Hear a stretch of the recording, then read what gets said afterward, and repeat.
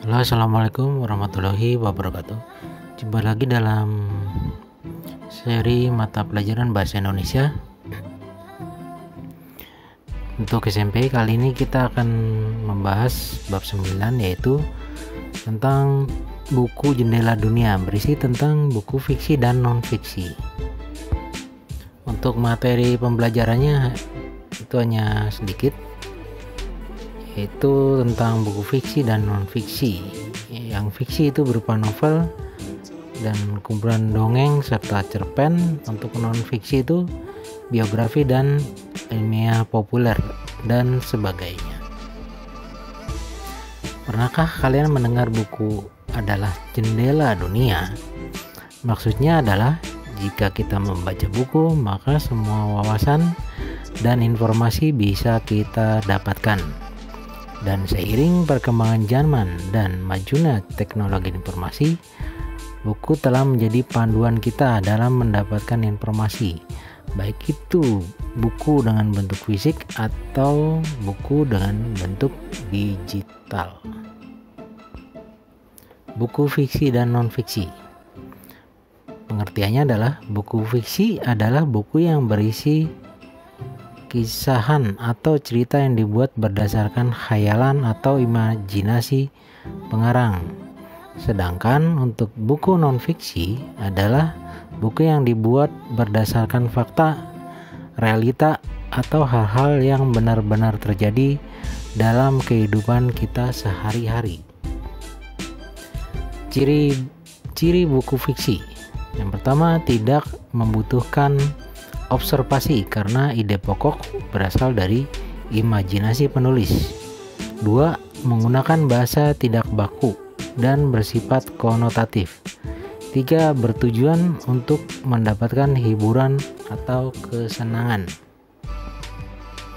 Contoh dari buku fiksi adalah kumpulan dongeng, cerpen, novel, serta drama dan lain sebagainya yang mengarah kepada buku fiksi. Ciri-ciri buku non-fiksi. Yang pertama adalah membutuhkan observasi untuk memperkuat gagasan dan dapat dipertanggungjawabkan.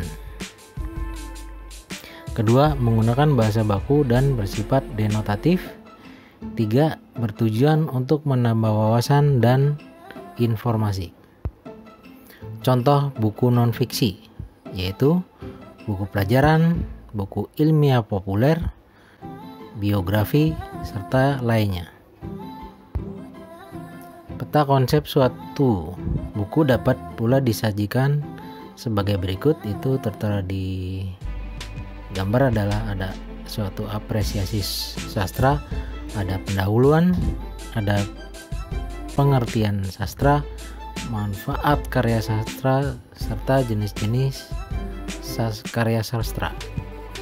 Isi setiap bab dalam sebuah buku dapat lebih diperjelas dengan peta konsep seperti di atas. Satu bab disajikan dalam satu bagan sehingga sistematikanya bisa lebih terperinci. Hubungan antar bagiannya pun akan lebih mudah dipahami. Akan tetapi untuk buku-buku cerita semacam novel ataupun buku kumpulan cerpen atau dongeng akan lebih mudah dipahami apabila disajikan dalam bentuk bagan alur. Dengan begitu, rangkaian cerita yang ada pada buku itu akan lebih jelas dan mudah dipahami. Seperti terlihat di gambar, dimulai dari pengenalan cerita, terus kemudian penanggalan peristiwa, kapan terjadi konflik, terus kapan penyelesaian konflik, diakhiri dengan penutup cerita. Oke, untuk lebih jelasnya silahkan baca buku Paket Bahasa Indonesia kelas 8 edisi 2017 atau 18 bab 9 halaman 233 sampai dengan 263, atau silahkan putar ulang video ini. Sekian dan terima kasih telah menonton.